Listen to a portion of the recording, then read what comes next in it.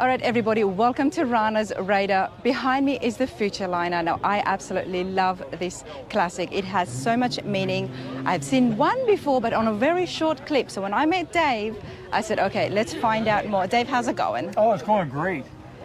Great reception. It's a beautiful day, isn't it? It is. Couldn't be better. Now, we've got the General Motors Futurliner in front of us. Yes. This is number 10 of 12 that were built. Number 10 of 12 that were built. Now, before we go look into it in detail, tell us a little bit about the Futurliner. They were built, General Motors built them in 1939 for the Parade of Progress, and what it was an educational marketing tool that General Motors would take in a caravan. All 12 would parade together. There'd be 30 matching semi-tractor trailers behind it, and they would travel around the United States, hitting mid-sized cities there, providing a glimpse of what General Motors thought the future was going to hold. So the sides would open up like we have them here. Each one contained a different piece of technology. At that time, it was considered Star Wars technology. Just an example of some of the things that they provided. One talked about how someday you might be able to cook a meal using microwave technology instead of a wood cook stove. And everybody said, that'll never happen. Another one had a cutaway of a diesel electric engine that would replace a steam engine on a locomotive. Everybody said, that'll never happen. One dealt with a cutaway of a jet engine, how it replaced a piston-powered aircraft engine.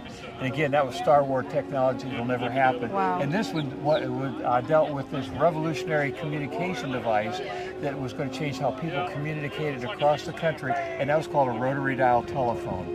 So they used these from 1939 till 1941 till start of World War II. And then at the end of World War II, they reconfigured them to what you see here.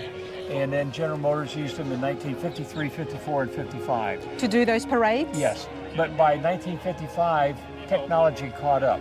The jets were starting to come into play, the diesel engine, the microwaves and everything. So General Motors pulled the plug on them, parked all 12 of them in a field outside of Chicago and let them rot for about 20 years. Wow. And they were all going to be purchased by one person. They were going to be converted into a big restaurant and basically destroyed. And we're fortunate, a gentleman named Joe Bortz, collector car from Chicago, rescued them, donated this one, and then we had a group of retired GM execs that took about 7 years to restore it to the shape that it's in right now. Wow, this is in immaculate shape, everybody, and we're definitely going to have a look through it. Now, Dave, where are you from? We're from Auburn, Indiana, northeast Indiana. Okay. This is such a vital part of history, of General Motors history as well, and just to talk about the progression that it was heading.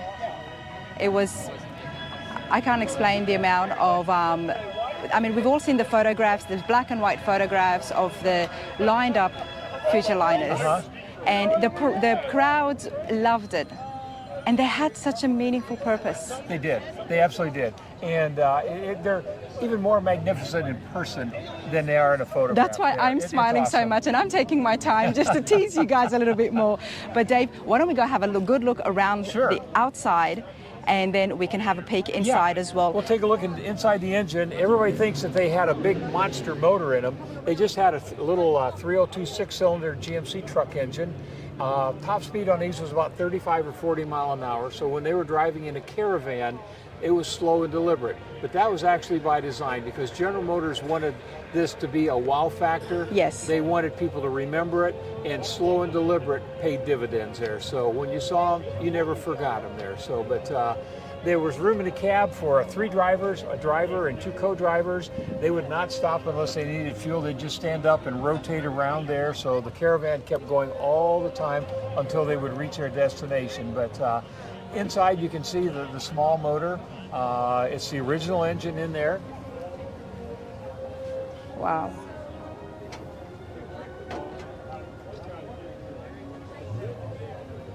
This is marketing at its best. It is. It really is. You know, it was the main purpose was it was an educational tool, but yet the probably even more significant that was a big tool for General Motors to sell vehicles too. Of course. And when they would set up in a big circle with all 12 of them around, they had the big light bar above there. You see up there at the top, and it would light the whole area up.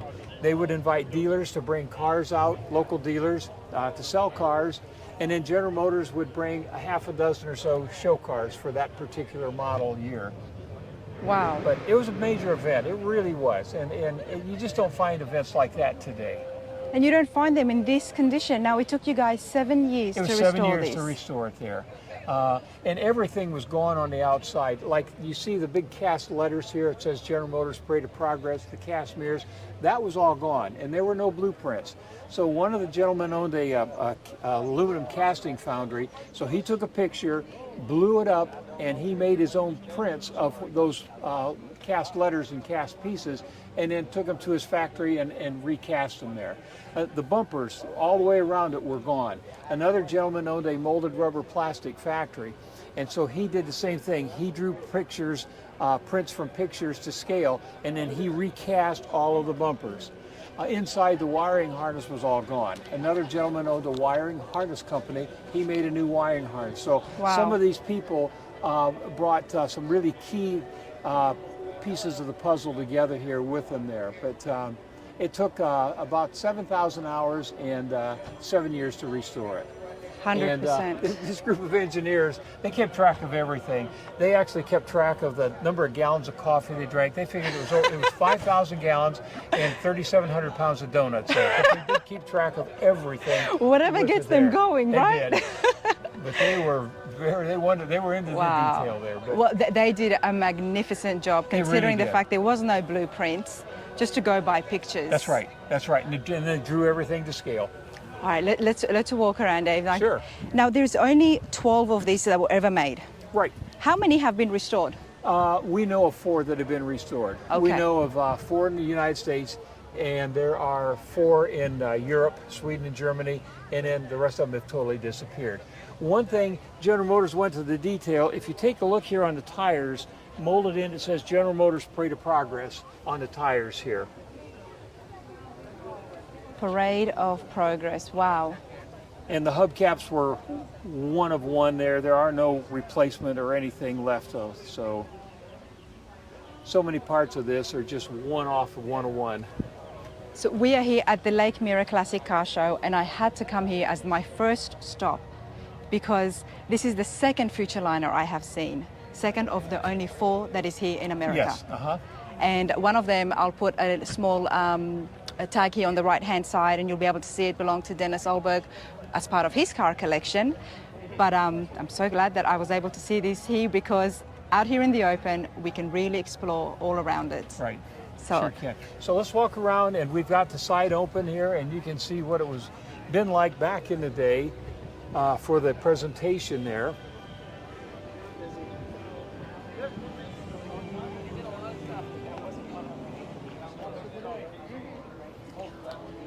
So the sides would open up, it'd make a stage, the driver would change into a uniform, and then he would do his presentation here of what the future held. So here, this is in 1953, this is a picture of one of the parades. Yes, that it is. And you can see how they're set up around in a big circle. They had a big tent in the middle, and every one of the drivers then did their presentation, just like it's opened up right here. This is not the only display that they had. No, each one of them had a different display. There were 12 different displays. Okay, so what have we got here? So each one of the drivers had their own trunk that they stored their personal clothes in there when they were on the Parade of Progress. And they would leave Detroit as soon as the snow would melt, and they would try to get back to Detroit just before the snow would fall in the winter there. But they were on the road all the time. The drivers slept underneath the vehicles here, and there's compartments, there's sleeping compartments underneath? Just underground. Just on the ground, wow. Sleeping bag and blankets underneath. Wow. And the other one, like a big traveling road show. Exactly. Now, the other one that I had seen had the engine. It was the jet engine, I think it was. Right, that's the one that Dave Kendig did. Yeah. This one here, we dealt with the rotary dial telephone, and then it also dealt with the General Motors Craftsman Guild, which young people could send General Motors for blueprints, design their own cars, then enter in regional contests. Then the best of the regions were taken to a national show, and the winners would receive 4-year scholarships to Kettering University. Wow. And most of them went on to design careers with General Motors. What a fabulous way to inspire the future and the youth. So if you want to come up, we'll let you go in the top here. Let's go inside and have a look. 1939 Futurliner, everybody. Johnny. Let's go and take a look inside. Circle Drive and on the grass. I hope you enjoy each and every one of them. A great selection of automobiles today Wow. for our concours. We had a great time last night at the Hot Rod Rendezvous. I hope you were all there. Today is our concours day. Wow, okay. Climb behind the wheel. I would love to climb behind the wheel. Judging is underway at this time. Okay. Please allow judges Wow. the room to First of all, I love the view. automobiles as they're You see, there wasn't much visibility, but we do have almost a 180 view right here in front of us. You do in front, but as you get closer, you lose everything there, and there's so many blind spots around it. And actually, when we do parade or go through a town or something there on a prescribed route, we usually have a police escort in front and one in the back because there's so many blind spots. The problem we have is going down the interstate transporting it because it draws so much attention. Of course. That people on the interstate will literally stop ahead of us, start taking pictures, and forget they're on an interstate and you got cars 80 miles an hour trying to weave in and out here. Well, Dave, that's a problem that not only yourself, but so many other people with beautiful classics encounter. Yeah, it is. Encounter. Now, let's talk about the dash. Now, talk to me, because this has been restored back to exactly the way it would have been made in 1939. Again, it has a little 6-cylinder engine in it. Has an automatic transmission from a Cadillac military truck, 245-gallon fuel tanks, gets about 4 miles to the gallon. It does have air brakes on it, and it did have an early form of air conditioning that General Motors was experimenting and playing with there. Okay. It doesn't work real well, but it was better than nothing. Wow. This part of the top above you, before it was redone in 1953, this was all plexiglass top, and it was like a canopy on a fighter plane. And it got so hot in here, the drivers would literally all but cook and pass out. So they put this on here, this configuration, to keep the heat out, so they could still go down the road there with it there. Wow. Wow, I am going to try and stick this camera just over here to get a closer look. Now, that is where the car would be displayed that they were showing on the top? No, that was just a light bar up there. Okay. That would light the area up. The cars were all displayed around, just about like they're setting up here at the Classic right now. Okay. Oh, it's even just for a light where they could have done anything, they've just gone above and beyond when it comes to every aspect of the Futurliner. Oh, it was. And you have to remember, 1950, this was Star Wars technology. Yes. I mean, there wasn't anything like this anywhere. So it was a big deal when you saw it. It really was. Wow. And would this have been the air conditioning that they were experimenting with? Yes, that it would have been. Wow. Everything's been restored back to such pristine details, everybody. Very comfortable seats, we have to give it that. Two co-drivers back here, and again, when they were going down the highway, the driver would stand up and they would just rotate around here and not stop. And not stop. Wow. Wow, this is just brilliant, everybody. But it's a panoramic view. It is a panoramic view. Here we are in Lakeland, Florida, everybody, the 1939 Futurliner.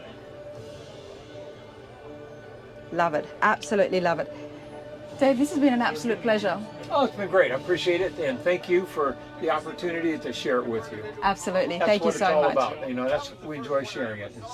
Let us know, everybody. How do you think, what do you think of the Futurliner? Do you have pictures? Do you have photos of when you were standing there at the parade, or maybe your grandparents or dads or moms? Because it really was a historical moment. It sure was.